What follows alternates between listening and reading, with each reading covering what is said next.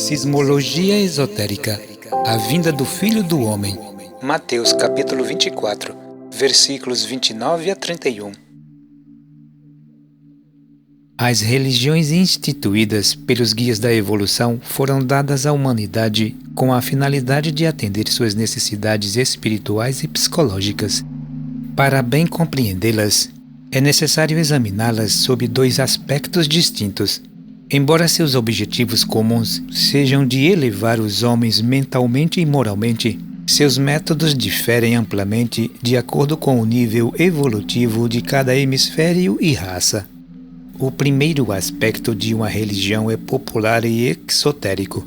Este tem como objetivo orientar as multidões, cuja compreensão é ainda limitada às aparências materiais. O nível psicológico desta classe de pessoas necessita de um ensino apresentado por meio de imagens, símbolos e cerimônias que atinja especialmente seu veículo emocional, na maioria das vezes divorciado da mente. O segundo aspecto é oculto ou esotérico, cuja expressão é vedada às multidões, isto é, aos homens de consciência relativa, incapazes de compreender e reverenciar um Deus interior e pessoal. Seu acesso é franqueado a uma minoria selecionada, cujo caráter e vontade encontram-se sintonizados com os conhecimentos superiores e ocultos. Os mistérios cultivados em todas as idades representam um método de desenvolvimento espiritual ativo e positivo, simbolizado pelo elemento fogo.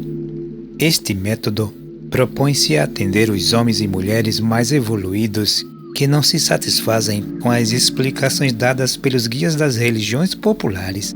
Os mistérios simbolizam o caminho da autorrealização espiritual consciente, que busca a revelação do próprio espírito no interior da alma humana, através da unificação da razão com o amor ou da mente com o coração. Deste processo participaram os homens mais avançados do passado. As ideias veiculadas pela ciência oculta demonstram ao investigador imparcial como são lamentáveis as pretensões e ignorância dos líderes religiosos que se dizem cristãos quando condenam o ocultismo, impelidos por preconceitos ignorantes e odiosos. O esoterismo, especialmente o rosacruciano, é o lado científico dos evangelhos e da verdadeira religião universal, catolicismo em grego. Seus apelos não se dirigem a nenhuma autoridade externa, quer seja religiosa ou científica, mas unicamente à razão dos investigadores sinceros, procurando fazê-los compreender através de um estudo sério e persistente que o homem é um ser espiritual responsável pela sua evolução e destino, que não é um joguete nas mãos de um Deus arbitrário e caprichoso, e a liberdade é o maior bem que ele concedeu ao homem, para que livremente faça uso do seu poder criador a fim de unir sua dupla natureza, espiritual e humana. Demonstrar-lhe através da lógica irrefutável que é o principal objetivo das reencarnações sucessivas é a dilatação da sua compreensão, a qual sua evolução consciente transmutará numa capacidade ainda maior, o entendimento espiritual ou iluminação. Com essa conquista, o estudante libertar-se-á dos preconceitos ignorantes e da superstição e, orientado pelos conhecimentos de uma escola superior, tornar-se-á capaz de decifrar os símbolos e alegorias, deixando de confundir a aparência com a realidade. Só o legítimo esoterismo pode rasgar os véus que encobrem todos os mistérios, revelando o espírito que se encontra oculto por detrás de todos os rituais e figuras misteriosas que o vulgo toma realidades por si mesmas. O grande problema que contribuiu efetivamente para a materialização dos ensinos religiosos foi o orgulho intelectual e a cegueira teológica, que desde os primeiros séculos da era cristã insurgiu-se contra a gnose, conhecimento esotérico, considerando seus adeptos como hereges. Apoiado num raciocínio materialista, com os olhos voltados para o poder político e mundano, os guias religiosos tornaram-se tão ignorantes quanto as próprias massas que pretendem conduzir. Foi o mau entendimento das alegorias unido a uma fé absurda e sentimentalista que levou um clero desprovido de entendimento a disseminar a idolatria e a superstição. Os símbolos religiosos mais expressivos foram materializados barbaramente, assemelhando-se a corpos sem almas, cujos significados não são mais entendidos, confirmando as sábias palavras de São Paulo, em 2 Coríntios capítulo 3, versículo 6. Abre aspas. A letra mata, mas o espírito vivifica. Fecha aspas. Cabe ao esoterismo rosacruciano remover a catarata mental e psicológica que impede os homens de conhecer a verdade.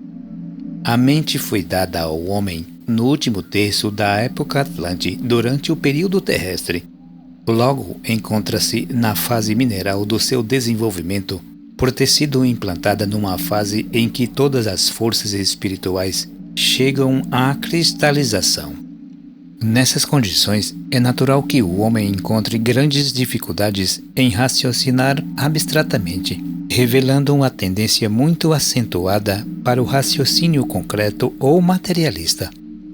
Causa admiração que a comunidade eclesiástica, julgando-se na posse das chaves de São Pedro, não tenha compreendido até agora os sublimes princípios do cristianismo e das leis mosaicas descritas pela Bíblia. Esta incompreensão encheu os altares de ídolos, levando os seus fiéis à adoração de imagens de barro e pedra. Algumas igrejas esquecem que a santidade afirma-se na alma e não no corpo. Exibem a devoção dos fiéis múmias de homens e mulheres embalsamados, considerados santos.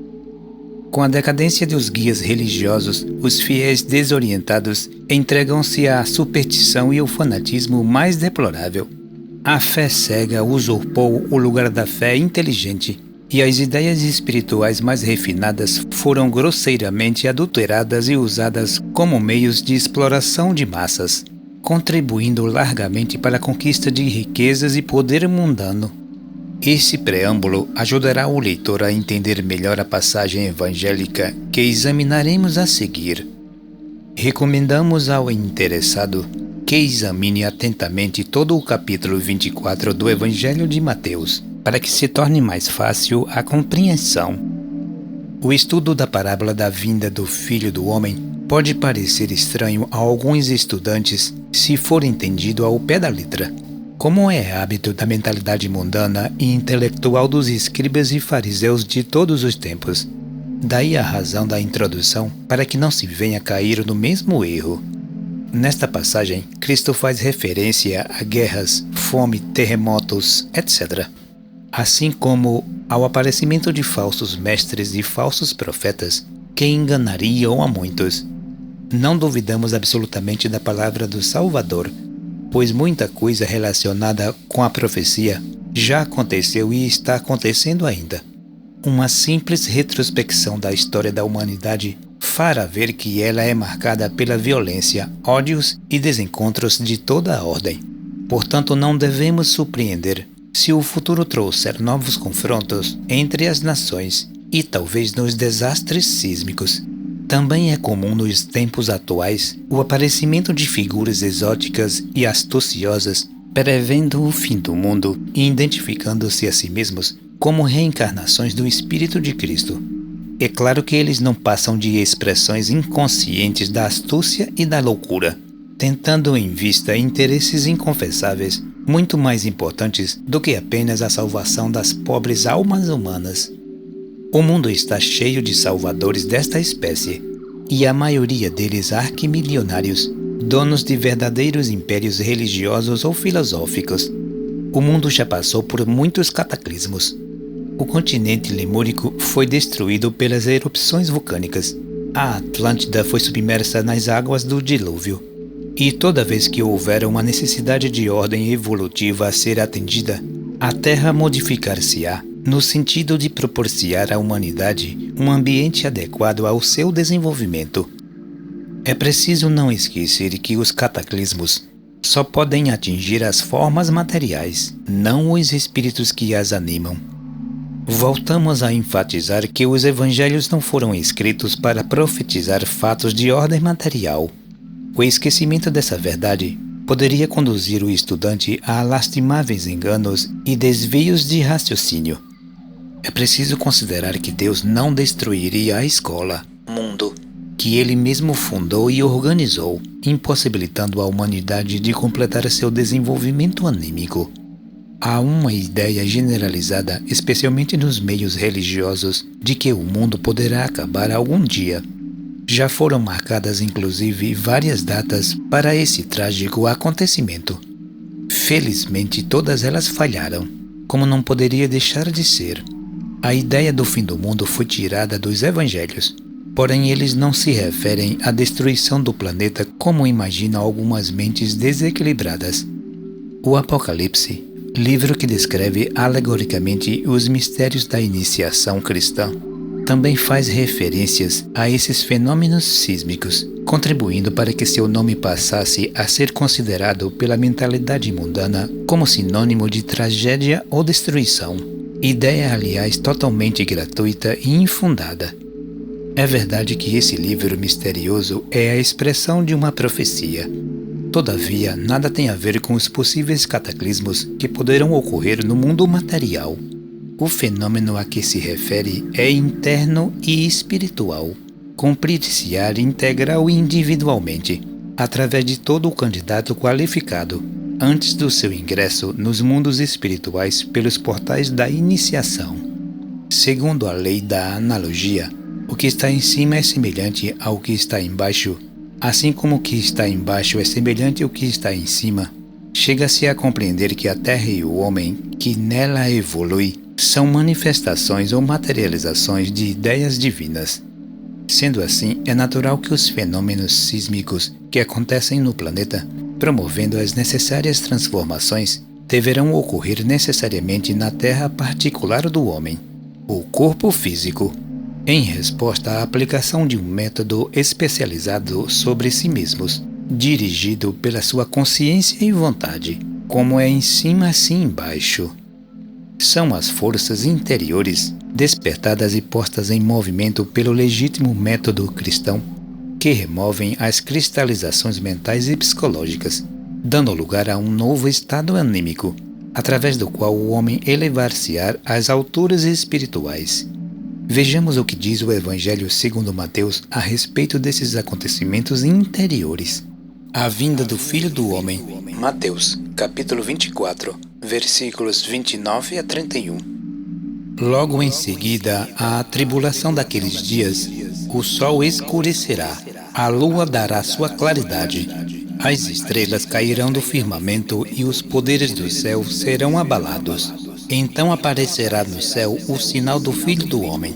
Todas as tribos da terra hão de se lamentar, e verão o Filho do Homem vir sobre as nuvens do céu com poder e muita glória.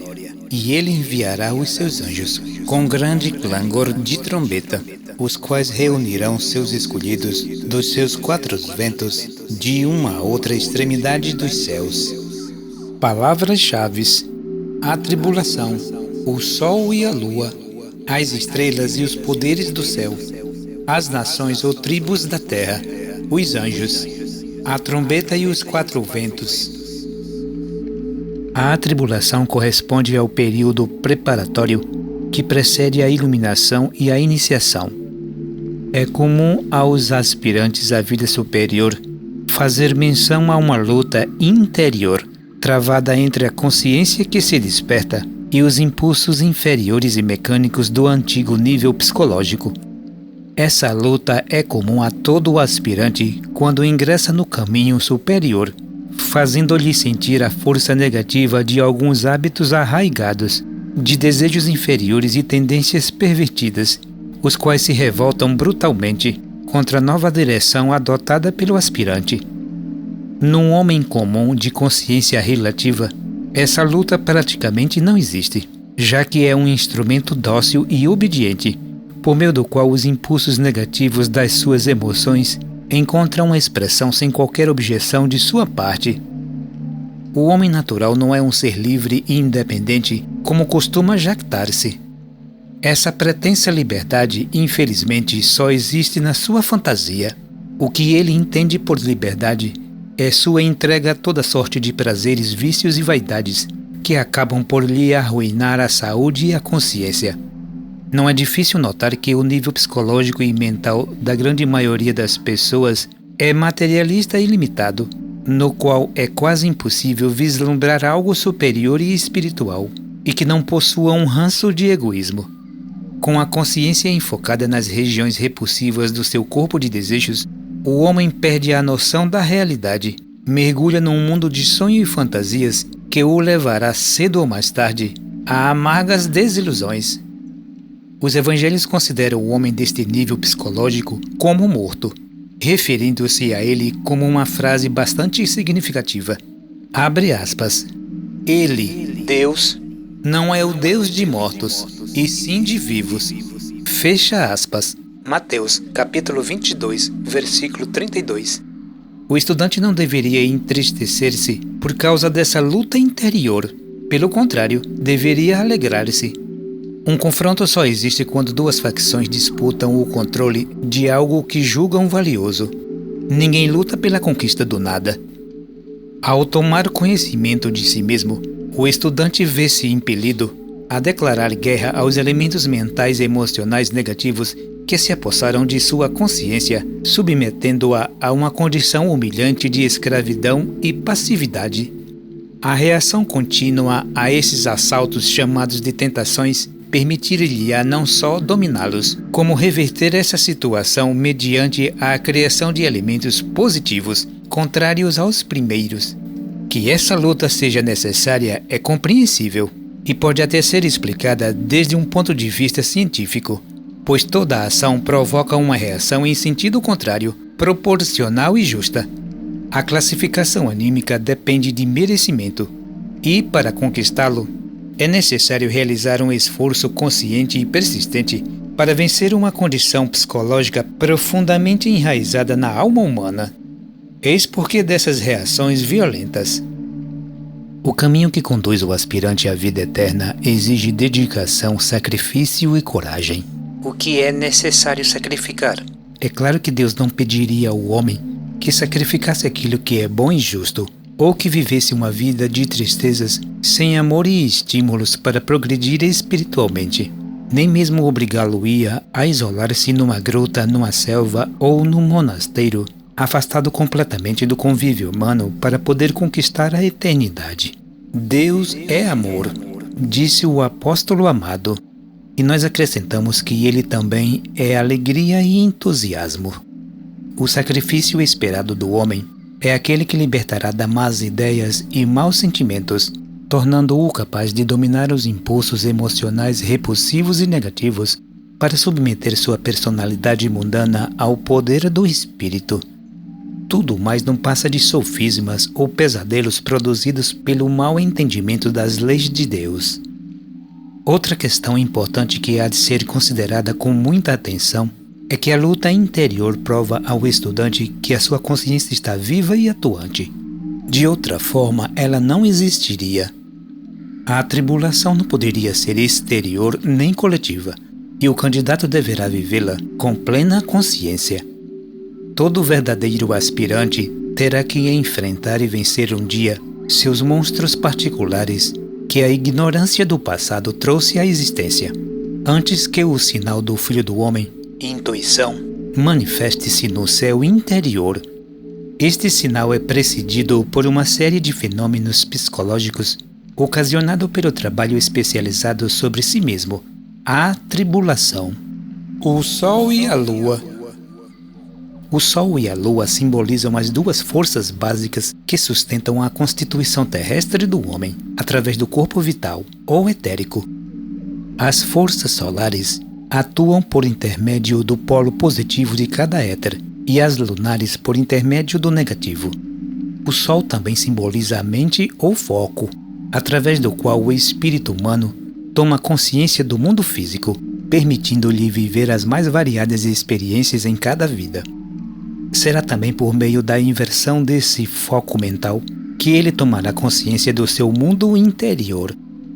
A Lua simboliza a memória ou mente subconsciente, onde se registram todos os acontecimentos e experiências relacionadas com a atual vida terrestre. Logo em seguida à tribulação daqueles dias, quer o Evangelho referir-se a um estado interior de soberania, no qual o aspirante conquistou sua mente e seu corpo de desejos, libertando-se da submissão a esses veículos, conquistando a verdadeira paz e plenitude espiritual dos filhos de Deus. A concentração mental é uma capacidade que há de ser conquistada mediante um treinamento adequado, no sentido de manter a mente enfocada numa direção escolhida previamente. Afirma a filosofia rosacruciana que o estudo só poderá entrar no espírito da concentração quando conseguir fechar os portais dos sentidos físicos, responsáveis pelas impressões recebidas do exterior, especialmente a visão e a audição.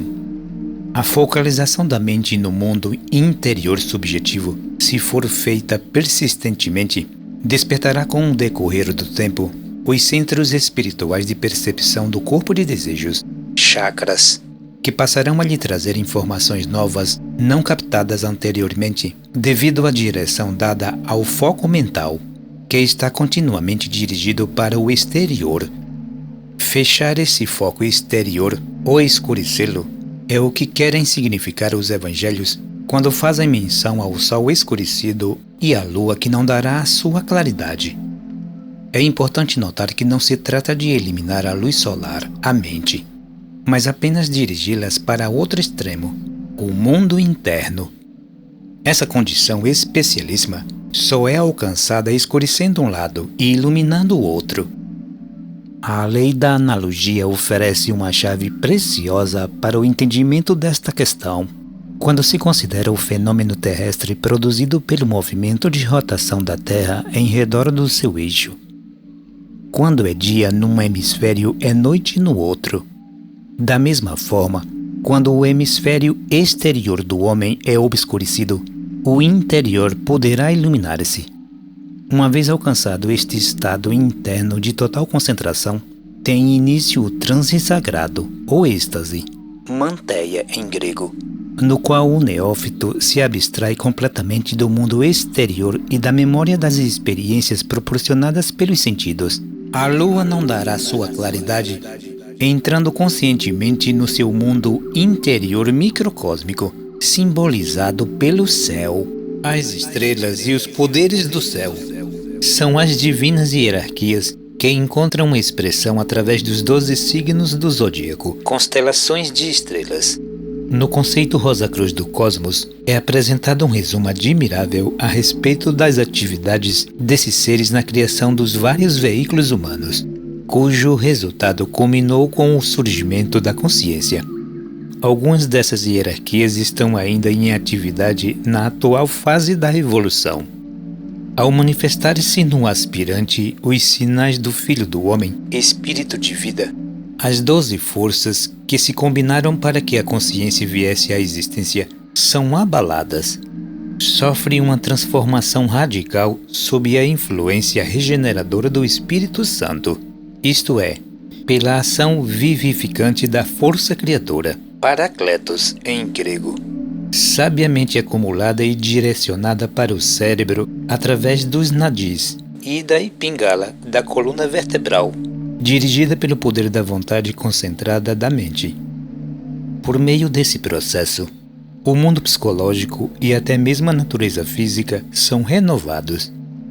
Durante uma fase da sua evolução, o homem esteve totalmente subordinado a esses poderes, para que sua consciência se focalizasse exclusivamente no mundo físico e a conquistasse. Depois da vinda de Cristo e sob sua influência das suas vibrações oriundas do centro da Terra, desde a crucificação, esses poderes devem ser abalados, para que os mais avançados da humanidade possam tomar contato, agora consciente, com os mundos internos e fora de si mesmos. Para atender esse propósito, até mesmo a saúde física poderá ser abalada em alguns casos. Em sua obra Ensinamentos de um Iniciado, o Sr. Max Heidel faz alguns comentários sobre esta questão. Abre aspas. Quanto melhor for a saúde, tanto mais apegados estamos ao mundo físico e menos capazes de entrar em contato com as regiões espirituais. O ponto que quero ressaltar é que a perda da saúde perfeita é necessária antes de conseguirmos equilíbrio no mundo espiritual. E quanto mais forte e vigoroso é o instrumento físico, tanto mais drástico será o método para debilitá-lo. Então virão anos de condições de saúde oscilantes, até que possamos ajustá-las de maneira a manter a saúde no mundo físico, ao mesmo tempo em que adquirimos capacidade de funcionar também nos planos superiores. Fecha aspas. Quanto mais aderidos estiverem os éteres do corpo físico, mais materialista será o homem e menos sensibilidade espiritual terá. A ligação entre os éteres superiores e o corpo físico há de ser abalada, de forma que se dê uma separação entre os éteres inferiores químicos e vital e os éteres superiores luminoso e refletor, sobre os quais se apoia a consciência como reflexo vivo do espírito. Esse objetivo é alcançado muitas vezes por meio de uma enfermidade que, uma vez curada, torna a saúde mais delicada e o instrumento etérico mais sensível às vibrações superiores. As nações ou tribos da Terra. Os evangelhos comparam o homem a um reino dividido contra si mesmo, que por essa razão não pode subsistir. Ele é um ser criador, e sua criação mais completa e efetiva é a personalidade terrestre, a máscara com a qual encobre a sua individualidade e se apresenta ao mundo. Por mais chocante que seja, é necessário admitir que a figura personalística a que chamamos homem não é ainda uma expressão humana, no mais elevado sentido da palavra. A humanidade, com raríssimas exceções, ainda conserva a antiga faculdade adquirida na época atlante, a astúcia. Continua sendo egoísta, interesseira, dissimulada, mentirosa, vaidosa, orgulhosa, etc.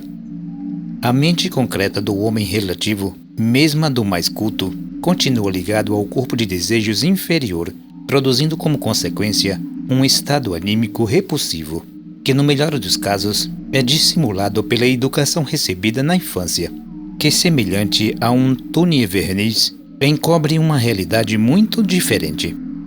O Apocalipse denomina este nível de mentalidade inferior e terrestre como a besta que emerge da terra, isto é, a mentalidade formada a partir das impressões recebidas pelos sentidos físicos. Terra. Essa é a faculdade que caracteriza o homem natural, alheio à sua própria realidade espiritual. Como este livro misterioso foi escrito originalmente em grego, expomos os nomes com que estas duas faculdades foram denominadas. E da Epsilon Phrene é o nome que designa a mente inferior ou concreta, cujo total obtido pela soma cabalística do valor numérico das letras é 666, o número da besta de que fala São João. As letras dos antigos alfabetos tinham um valor numérico. Epirrúmia é a palavra que designa os desejos inferiores, cujo total obtido pela soma das letras é 555.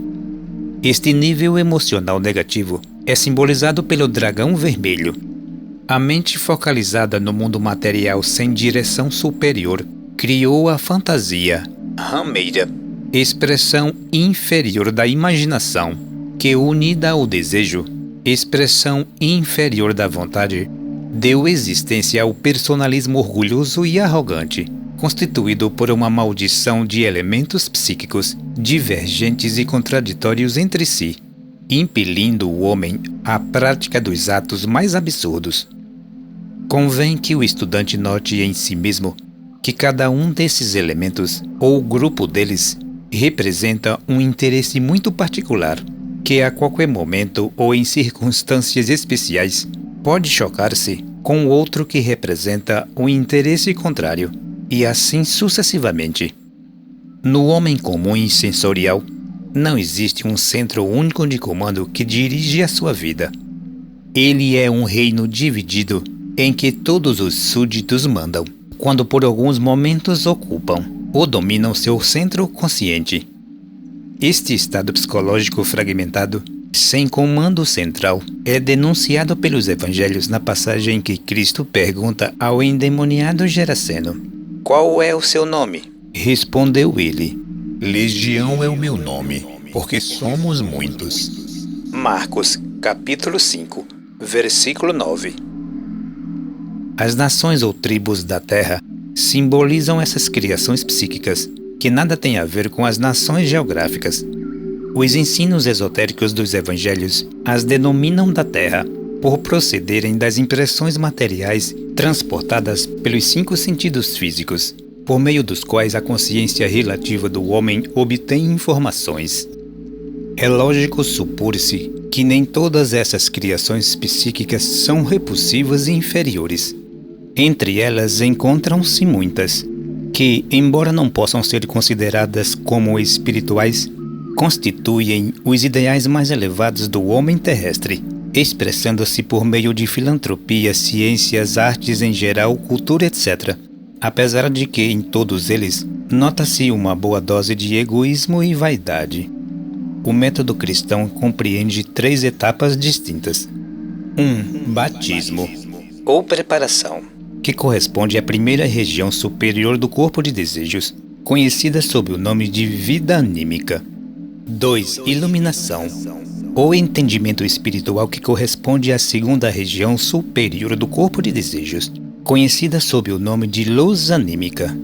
3. Iniciação, que corresponde à terceira e mais elevada região do corpo de desejos, conhecida sob o nome de poder anímico.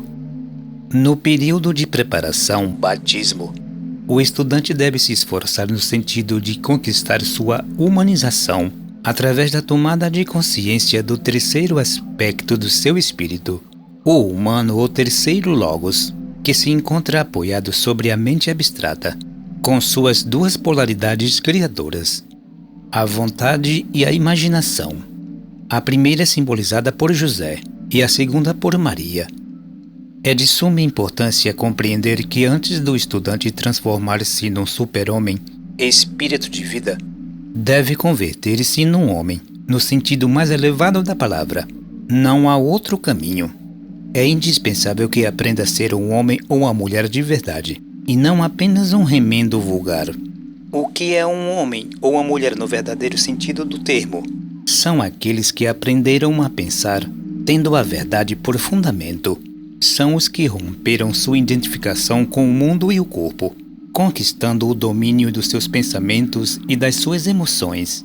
São os que deixam de sonhar e fanatizar, transformando a antiga faculdade da astúcia em razão e inteligência, aliada aos sentimentos superiores do corpo de desejos, estabelecendo desta forma a união entre a mente superior ou abstrata, lesos, Jesus em grego, com as regiões superiores de atração do veículo emocional. A humanização do estudante, conseguida por meio de esforços lógicos e bem definidos, traz à existência uma nova faculdade, que passará a orientá-lo daí para frente. Esta também chamada de sinal do Filho do Homem é a intuição, proveniente do segundo aspecto do seu próprio espírito.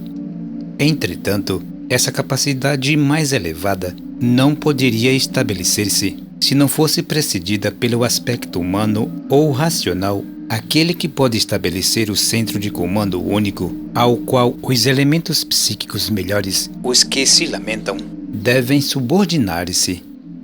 Estes elementos psíquicos melhores, dirigidos pela consciência e dinamizados por forças de atração, são harmoniosos, amorosos e unificantes, atendendo por essa razão os interesses superiores do comando central. A soma de todos eles constituirá o corpo espiritual da ressurreição, por meio do qual o espírito de vida ou Cristo interno do homem encontrará expressão. O método preparatório de uma legítima escola esotérica facultará o estudante sério organizar o reino unificado sob o império da consciência, da inteligência e do amor. Os anjos, a trombeta e os 4 ventos. O espírito de vida do homem é a única possibilidade de unificação. Tal como se encontra no presente, o homem não passa de um reino dividido contra si mesmo e não pode chegar à realização espiritual, isto é, transformar-se numa unidade consciente e responsável, por não contar com um conjunto de forças superiores e unificadas, sob a direção de um único governo central. A lei evangélica é clara: quem não é por mim é contra mim, e quem comigo não ajunta, espalha. Mateus capítulo 12, versículo 30. Portanto, não é difícil entender que a personalidade do homem é constituída, em sua maior parte, por elementos psíquicos negativos e repulsivos, daimones em grego, donde se derivou o termo endemoniado, levando-nos à conclusão que este é o nível comum à grande maioria dos homens. Essa passagem evangélica faz referência aos 4 ventos, dos quais são tirados os escolhidos, deixando explícita a ideia de que destes foram tirados também os não escolhidos, ou seja, aqueles que se encontram sob o domínio da legião ou mentalidade carnal, citada por São Paulo. Os 4 ventos simbolizam as 4 correntes etéricas, que, além do corpo vital individual, representam os 4 tipos humanos, indicado pelos 4 elementos: ar, fogo, terra e água. Foi exposto que os 4 evangelhos não foram escritos unicamente para apresentar a biografia do homem Jesus.